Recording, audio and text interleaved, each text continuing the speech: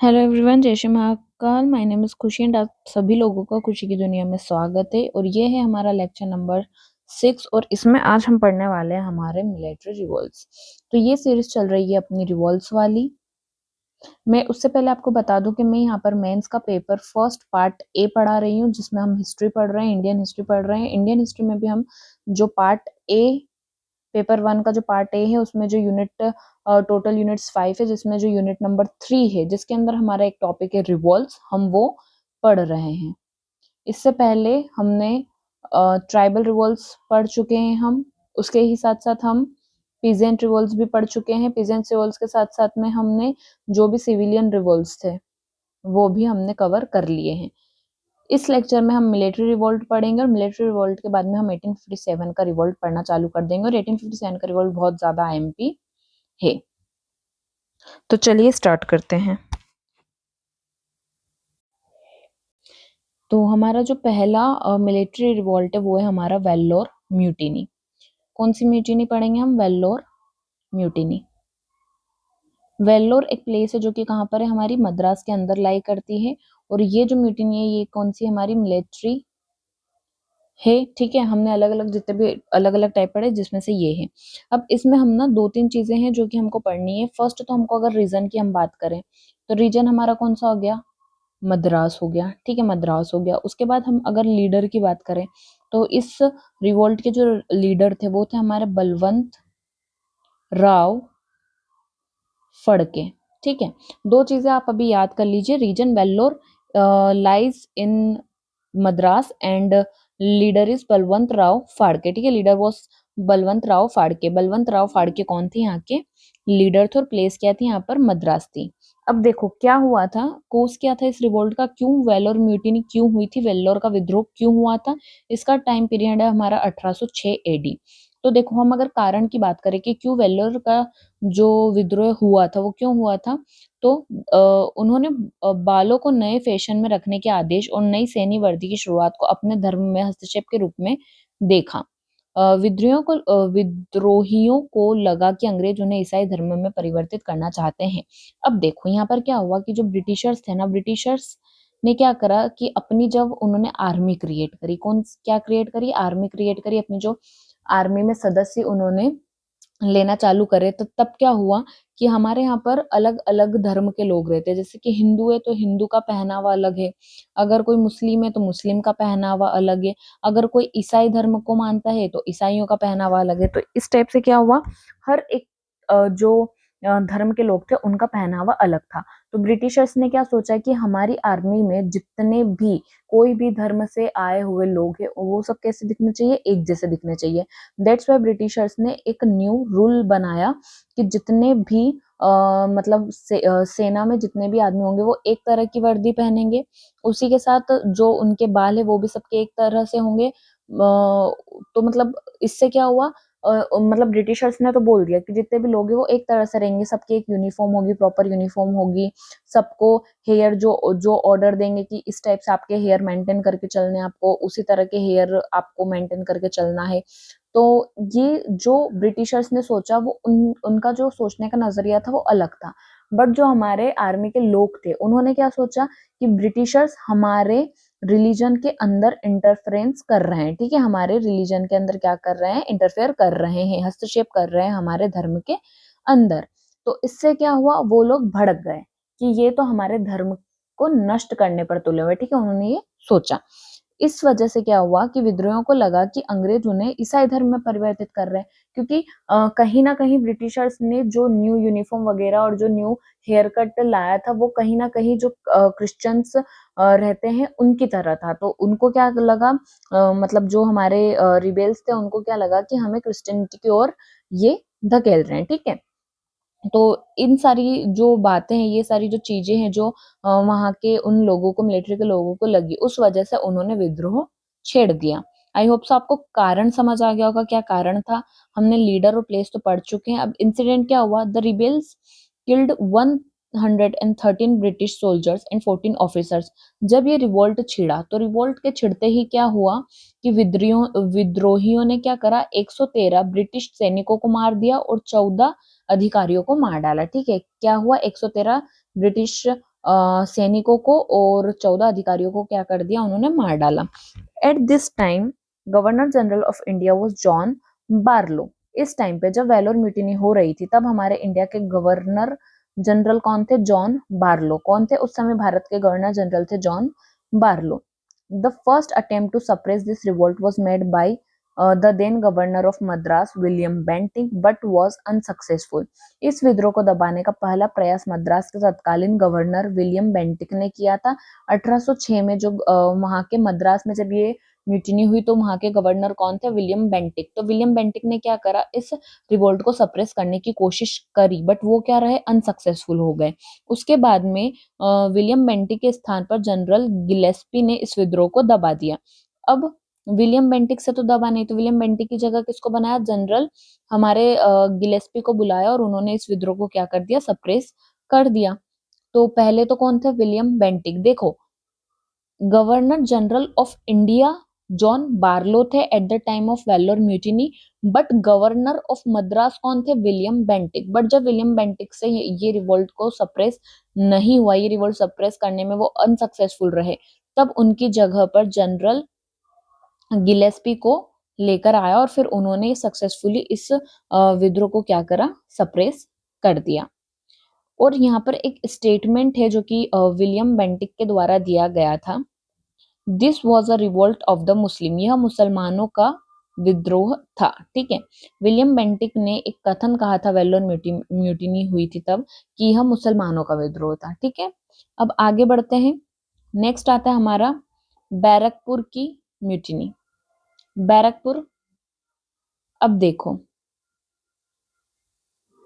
बैरकपुर कहाँ पर है हमारा, वेस्ट बंगाल में। कहाँ पर है, वेस्ट बंगाल में। बैरकपुर विद्रोह हुआ, उसका कारण क्या था हम वो जान लेते हैं पहले।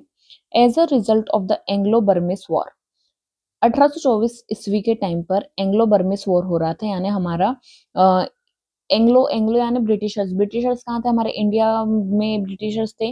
तो ब्रिटिशर्स और बर्मीज, बर्मा, ठीक है, बर्मा आज का म्यांमार, वहां पर क्या हो रहा था, उनके और हमारे एंग्लो मतलब जो ब्रिटिशर्स इंडिया में थे उनके बीच में क्या हो रहा था, वॉर हो रहा था। A fear arose in the minds of Indian soldiers that they would be compelled to cross the sea. Anglo बर्मी युद्ध के परिणाम स्वरूप भारतीय सैनिकों के मन में यह भय उत्पन्न हो गया कि उन्हें समुद्र पार करने के लिए मजबूर होना पड़ेगा। अब देखो जितने भी ब्रिटिश आर्मी में इंडियंस थे, इंडियन सोल्जर्स जितने भी थे ब्रिटिश आर्मी में, कौन थे, इंडियन सोल्जर्स। ठीक है, जितने भी थे। तो अब इंडियन सोल्जर्स को क्या लगा कि जब ब्रिटिशर्स का एंग्लो बर्मिस वॉर हो रहा है, एंग्लो बर्मिस वॉर हो रहा है, तो उस वजह से ब्रिटिश आर्मी कहाँ जा रही है, बर्मा जा रही है। किसके थ्रू जा रही है, वो सी के थ्रू जा रही है। तो जो इंडियन सोल्जर्स थे उनके मन में क्या डर बैठ गया कि ब्रिटिशर्स इस वॉर के चलते हुए इंडियन सोल्जर्स को भी कहाँ भेजेगी, इंडियन सोल्जर्स को भी सी पार करके और बर्मा भेजेगी। और हमारे यहाँ पर सी पार करना मना था। ठीक है, मतलब हिंदू धर्म में पहले ऐसा बताया गया था कि सी पार नहीं कर सकते। ठीक है, कोई भी समुद्र, कोई भी ओशन बॉडी को हम पार नहीं कर सकते, ये मान्यता थी। दैट्स वाई इंडियन सैनिकों ने क्या करा, सी पार करने से मना कर दिया। From the perspective of Indians, Burma, the land of magician, was an entirely strange country to them. Therefore, they refused to go to Burma without adequate allowance and facilities. दो रीजन थे। एक तो ये कि हमारे धर्म में ये माना जाता था कि सी पार नहीं कर सकते, सी को पार नहीं किया जा सकता। ठीक है, सी पार करने से धर्म नष्ट हो जाएगा। और उसी के साथ साथ जो बर्मा है उसको हमारे इंडियंस जो थे, इंडियन के पर्सपेक्टिव में बर्मा क्या था, लैंड ऑफ मैजिशियंस था। ठीक है, लैंड ऑफ मैजिशियन यानी जादूगरों की भूमि कहा जाता था। यानी बर्मा में कौन रहते, जादूगर रहते हैं, वहां पे बहुत सारे मैजिक्स होते हैं, मतलब जादू, काला जादू, जो भी आप बोल सको वो होते हैं। तो वो चीज का भी क्या था, डर था इंडियंस को। ठीक है, तो ये दो रीजन हो गए। एक तो पहला सी पार नहीं कर सकते, दूसरा बर्मा को as a land of magicians देखा जाता था, that's why. Then commander in chief sir Edward Paget ordered the Indian soldiers to lay down their arms and the rebel soldiers were brutally massacred. सेनापति sir Edward Paget ने भारतीय सैनिकों को हथियार डालने का आदेश दिया। अब एडवर्ड जो पैगेट थे उस टाइम के कमांडर इन चीफ थे आर्मी के। जब इंडियन सोल्जर्स ने मना कर दिया कि वो सी क्रॉस नहीं करेंगे या फिर बर्मा नहीं जाएंगे, तो एडवर्ड पैगेट ने ऑर्डर दिया कि आप सभी भारतीय सैनिक अपने हथियार डाल दें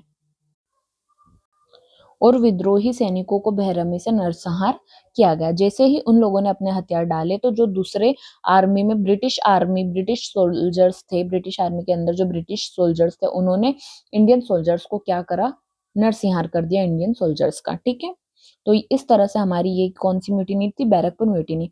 अब इसमें हम लीडर नहीं पढ़ रहे, हम लीडर क्यों नहीं पढ़ रहे, क्योंकि देखो जैसे ही सारे सैनिकों ने मिलकर ये चीज बोली कि हम क्रॉस नहीं करेंगे सी या फिर हम बर्मा नहीं जाएंगे, तो उसी टाइम पे जो कमांडर इन चीफ थे सर एडवर्ड पैगेट, उन्होंने क्या करा, उन्होंने उनका नरसंहार कर दिया। तो कोई लीडर बन ही नहीं सका, मतलब वो विद्रोह आगे बढ़े ही नहीं। बट ये एज अ विद्रोह देखा जाता है, क्यों, क्योंकि उन लोगों ने उनकी जो चीज है, जो ब्रिटिशर्स है उनकी बात मानने से इनकार कर दिया था, विद्रोह कर दिया था कि हम लोग नहीं जाएंगे। ठीक है, तो ये इतनी चीज ध्यान रखिएगा। अब very important thing, the revolt of 1857, बहुत अच्छे से इसको समझना। रिवोल्ट ऑफ 1857 यानी 1857 की क्रांति। ठीक है, यहाँ पे लिख देती हूँ मैं, 1857 की क्रांति बहुत इंपॉर्टेंट है। इसे बहुत कई नामों से जाना जाता है। 1857 की क्रांति को अलग अलग नाम है 1857 की क्रांति के, जो हम आगे जब पढ़ेंगे तो पढ़ते जाएंगे। हमको जो ये रिवोल्ट 1857 का, इसके कितने एस्पेक्ट में कवर करना है इसको, हमको 6 एस्पेक्ट में। ठीक है, किस किस तरह से हम इसको कंप्लीट करते जाएंगे। सबसे पहले हम कारण पढ़ेंगे, कोस पढ़ेंगे कि 1857 का रिवोल्ट क्यों हुआ था। देन नेक्स्ट आता है द ऑर्गेनाइजेशन ऑफ रिवॉल्यूशन, यानी क्रांति का संगठन। क्रांति का संगठन यानी ये जो रिवोल्ट हुआ था, इस मतलब इसको किस तरह से ऑर्गेनाइज करा गया था। ये रिवोल्ट ऑर्गेनाइज था, नहीं था, बट वैसे ऑब्वियस है कि 1857 का रिवोल्ट अगर पैन इंडिया में फैला था तो वो एक ऑर्गेनाइज रिवोल्ट ही था। तो किस तरह से ऑर्गेनाइज हुआ, किस तरह से उसे ऑर्गेनाइज करा, ये सारी चीज हम पढ़ेंगे। देन विभिन्न क्षेत्रों में क्रांति और विद्रोहों का प्रारंभ। ठीक है, यानी किस किस क्षेत्र में क्रांति किस लीडर द्वारा छेड़ी गई। ठीक है, मतलब किस तरह से वो प्रारंभ हुई। The commencement of the revolution and uprisings in various regions. फिर हम पढ़ेंगे विफलता के कारण, रीजंस फॉर फेलियर। ठीक है, यानी हमारी 1857 की जो क्रांति वो ऑर्गेनाइज्ड मैनर में स्टार्ट तो हुई, बट उसके बाद भी हम उसमें फेल क्यों हो गए, हम क्यों उसमें विफल हो गए, उसके क्या क्या कारण हैं वो हम पढ़ने वाले हैं।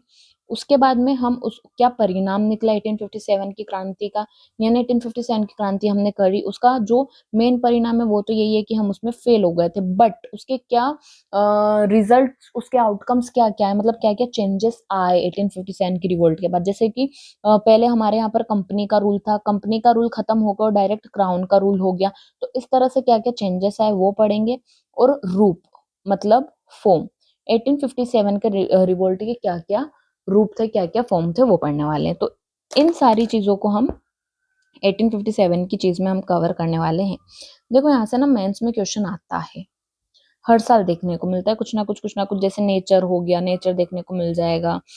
ठीक है, उसके कैरेक्टरिस्टिक्स क्या हो गए, कहाँ पे कौन सा लीडर, मतलब प्री में भी पूछा जा सकता है कि इस एरिया में 1857 की क्रांति में कौन लीडर था, मेन लीडर कौन था, इस तरह से इसमें पूछे जाते हैं।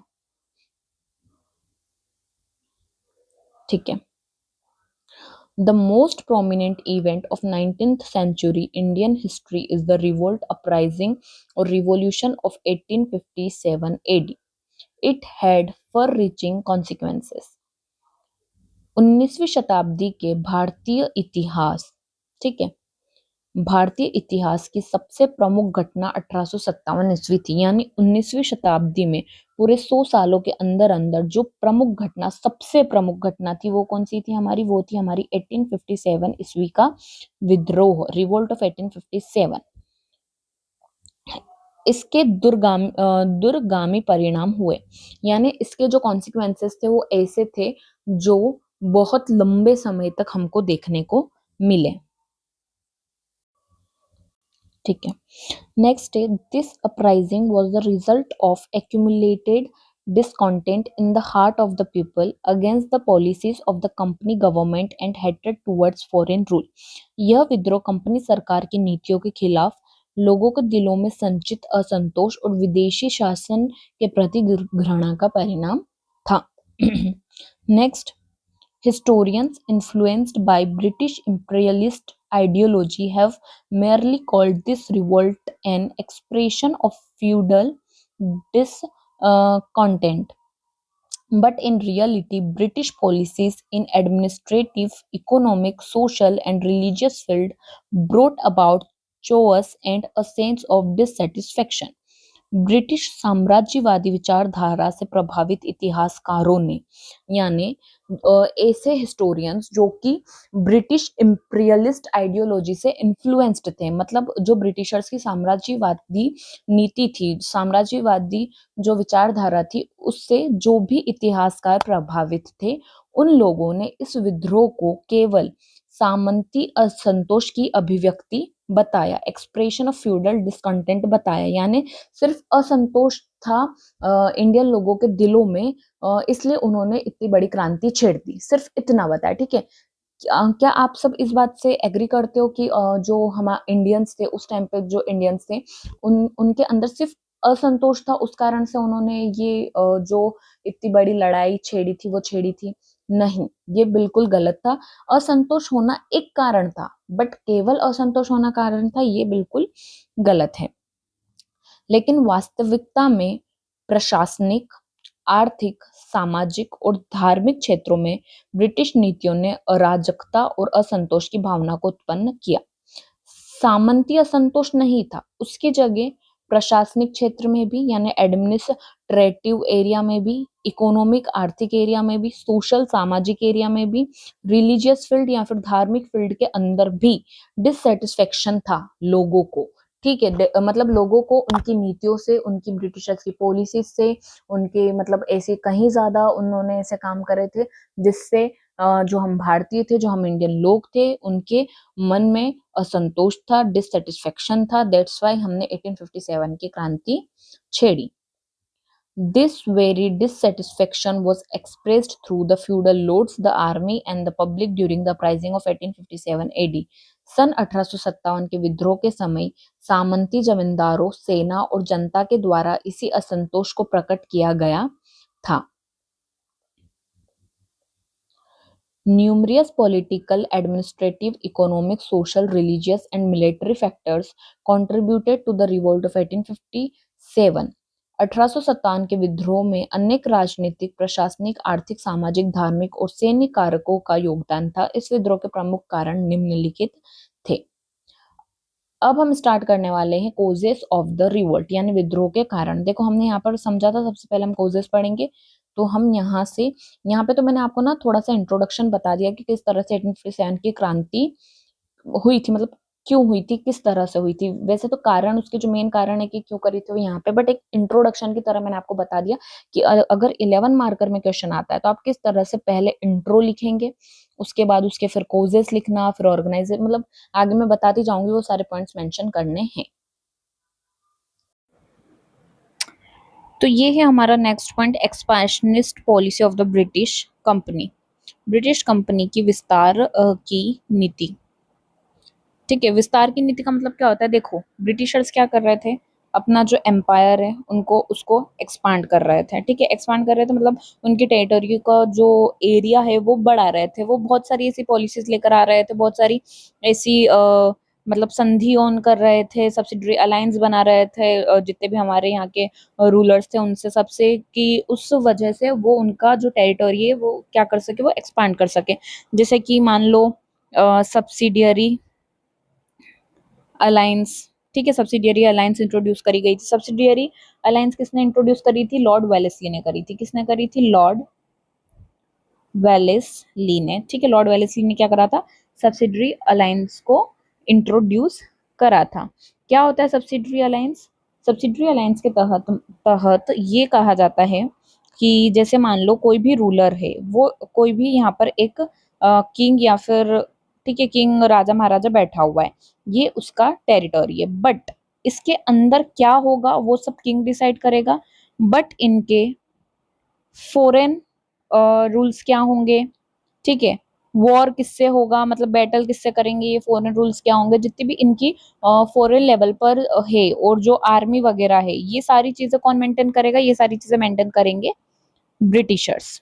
ठीक है, यानी सिर्फ टेरिटरी के अंदर अंदर का किंग मैनेज करेगा, बट उसके दूसरे राज्यों के साथ क्या अलायंस होंगे, वो मतलब किस तरह से अपने रूल पॉलिसीज बनाएगा फॉरेन को लेकर, किस तरह से वो किससे वॉर करेगा, किससे नहीं करेगा, किससे अलायंस बना के रखेगा, किससे उसको झगड़ा करना पड़ेगा, उनकी आर्मी क्या होगी, ये सारी किसके पास पावर थी, ब्रिटिशर्स के पास। तो ये है सब्सिडियरी अलायंस, यानी अगर कोई भी किंग से वो इस संधि को साइन करते हैं तो उनकी डायरेक्ट आर्मी जो भी है, फॉरेन पॉलिसीज जो भी है, वो सब मेंटेन करेंगे ब्रिटिशर्स। ठीक है, ये होता था सब्सिडियरी अलायंस। तो ये जो सब्सिडियरी अलायंस है, ये राजा अपनी मर्जी से नहीं करते थे। ठीक है, मतलब यहाँ तो उनको ऐसे सिचुएशंस में डाल दिया जाता था, यहाँ तो ऐसा एक बैटल फील्ड हो जाता था कि जिस वजह से उनको सब्सिडियरी अलायंस साइन करनी पड़ती थी। तो इस वजह से भी जो राजाओं ने ना, वो बहुत ही ज्यादा नाराज हुए थे। उसी के साथ साथ अगर हम देखें तो एक पॉलिसी आई थी, डॉक्ट्राइन ऑफ लेप्स। इसका मतलब ये है कि अगर कोई भी राजा या रानी का कोई भी पुत्र नहीं है, मतलब उनका अगर रियल सन नहीं है, रियल अगर नहीं और अगर एडॉप्टेड है, तो एडॉप्टेड सन उनको आगे सक्सेड नहीं कर सकता। ठीक है, उनको आगे सक्सेड नहीं कर सकेगा। अगर रियल सन है तो ही वो अपने राज्य को आगे बढ़ा पाएगा, और अगर रियल नहीं और एडॉप्टेड है तो वो आगे नहीं बढ़ा पाएगा, और वो टेरिटरी किसके अंडर चली जाएगी, ब्रिटिशर्स के अंडर चली जाएगी। ये था डॉक्ट्राइन ऑफ लेप्स। तो जो इनकी हड़प नीति थी, जो डॉक्ट्राइन ऑफ लेप्स था, उससे भी बहुत सारे राजा रानी क्या हो गए थे, नाराज हो गए थे। ठीक है, दैट्स वाई सबके मन में आक्रोश था। तो प्रारंभ से ही ब्रिटिश नीति विस्तारक रही थी। लॉर्ड वेलेस्ली ने सहायक संधि की स्थापना की। ठीक है, किसने की थी, Lord Wellesley. Now it's logical culmination occurred in डलहौजी's doctrine of lapse। इसका तार्किक शिखर डलहौजी के व्यवगत सिद्धांत से में प्रकट होता है। अब यहाँ पे दो चीज हमने पढ़ी। एक तो हमने पढ़ी कि हमारी जो सब्सिडरी अलायंस और जो डॉक्ट्राइन ऑफ लैप्स है, तो सब्सिडरी अलायंस लाने वाले कौन थे, हमारे वेलेस्ली थे, और डॉक्ट्राइन ऑफ लैप्स लाने वाले कौन थे, हमारे डलहौजी थे। ठीक है, ये दो चीज भी ध्यान रखिएगा। अब जो डलहौजी का डॉक्ट्राइन ऑफ लिप्स था, उसके तहत उन्होंने कौन कौन सा एरिया, कौन कौन सी टेरिटोरी को एनेक्स कर लिया था, कौन कौन से जो हमारे बोल सकते हैं हम ऐसे राज्य थे जिनको हड़प नीति के तहत उन्होंने हड़प लिया था। ठीक है, तो वो कौन कौन से थे, सतारा, जेतपुर, संबलपुर, बघाट, उदयपुर, झांसी और नागपुर। ठीक है, सतारा, जैतपुर, संबलपुर, भगत, उदयपुर, झांसी एंड नागपुर को एनेक्स कर लिया था डलहौजी ने। इन एडिशन इन 1858 एडी, देखो 1857 में क्रांति हुई, अब 1858 के बारे में हम यहाँ पढ़ रहे हैं। Awadh was merged into the British Empire on charges of misgovernance. As a result, there was a reaction among the taluqdars, farmers and unemployed यानी सोल्जर्स ऑफ अवध। इसके अलावा सन 1858 में कुशासन के आरोपों के कारण अवध को ब्रिटिश साम्राज्य में शामिल कर लिया गया। इसका परिणाम स्वरूप अवध के तालुकदारों, किसानों और बेरोजगारों ने असंतोष उत्पन्न किया। अवध जो था, अवध के जो राजा था, उनको ब्रिटिश ने उनके राज्य को, अवध राज्य को ब्रिटिशर्स ने अपने साम्राज्य में शामिल कर लिया था। क्यों कर लिया था, क्योंकि अवध पे आरोप थे कि वो जो उनका गवर्नेंस है वो अच्छा नहीं है, मिस गवर्नेंस कर रहे हैं। ठीक है, मतलब उनके ऊपर क्या चार्जेस फाइल थे, मिस गवर्नेंस के चार्जेस फाइल थे, इसलिए अवध को भी उन्होंने अपने अंदर ले लिया था। तो इस वजह से जो अवध के लोग थे उनके अंदर भी आक्रोश था। तो हमने अभी तक तीन चीज़ पढ़ ली। एक तो एक्सपेशनिस्ट पॉलिसी ऑफ ब्रिटिश कंपनी, जिसमें हमने डॉक्ट्राइन ऑफ लेप्स और सब्सिडरी अलायंस को देख लिया। उसके अलावा अवध को जो मर्ज कर लिया था ब्रिटिश ने अपने एम्पायर में, वो भी हमने देख लिया। Additionally Dalhousie cancelled the pension of Nana Saheb. उसके साथ साथ नाना साहेब जो थे उनको पेंशन दी जा रही थी ब्रिटिशर्स के द्वारा। ठीक है, लेकिन ब्रिटिशर्स ने क्या करा, पेंशन दी और एकदम ऐसा टाइम आया कि उन्होंने उनकी पेंशन को कैंसिल कर दिया। Along with this a conspiracy was hatched to deprive Bahadur Shah Zafar of his right authority. इसके अलावा डलहौजी ने नाना साहब की पेंशन रद्द कर दी थी। साथ ही बहादुर शाह जफ़र को उनके अधिकारों से वंचित करने की साजिश रची गई। नाना साहब की पेंशन भी कर दी और ये बोला गया कि उस टाइम पे जो हमारे साम्राज्य थे, मतलब पैन इंडिया के अगर हम बोले कि जो सम्राट थे वो कौन थे उस टाइम पे, बहादुर शाह ज़फ़र। ठीक है, तो बहादुर शाह ज़फ़र को भी ब्रिटिशर्स ने ये सोचा कि हम बहादुर शाह ज़फ़र को भी क्या करें, हमारे मतलब अगर वो कोई टेरिटरी को ले रहे हैं तो उनसे वो टेरिटरी छीन ले, यानी अगर वो इंडिया के एक बादशाह के तौर पर अगर अभी बैठे हुए हैं, अगर एक किंग के तौर पर अभी हेड के तौर पर बैठे हुए हैं, तो हम उनसे उनके सारे अधिकार क्या कर लें, ले लें, उनसे छीन लें। ठीक है, ये सोचा उन्होंने। ये देखो, ये जो कॉजेज़ है ना, ये कैसे कॉजेज़ थे, विद्रोह, कॉजेज़ ऑफ रिवोल्ट पढ़ रहे हैं हम, जिसमें हम बहुत सारे कॉजेज़ पढ़ेंगे। जैसे कि हमने पहले ये कॉजेज़ पढ़ लिए, फिर हम इकोनॉमिक कॉजेज़ पढ़ेंगे। इकोनॉमिक कॉजेज़ के अलावा हम रिलीजियस कॉजेज़ पढ़ेंगे, देन हम सोशल कॉजेज़ पढ़ेंगे, उसी के साथ साथ हम मिलिट्री कॉजेज़ पढ़ेंगे, देन उसके बाद हम इमीडिएट कॉज पढ़ेंगे। ठीक है, यानी हम बहुत सारे कॉजेज़ पढ़ रहे हैं। ठीक है, देखो 1857 की जो है उसमें अगर हम कॉजेज़ की बात करते हैं, किसकी बात करते हैं, कॉजेज़ की, तो हम क्या क्या कॉजेज़ पढ़ रहे हैं, हमने सोशल कॉज पढ़ना है, हमें इकोनॉमिक कॉज पढ़ना है, हमें इमीडिएट कॉज क्या था ये पढ़ना है, हमें मिलिट्री कॉज पढ़ना है। ठीक है, इस तरह से हमको अलग अलग कारण जो थे कि जिन कारणों के हिसाब से हुआ था 1857 का रिवोल्ट, हमको अलग अलग कारण पढ़ने हैं।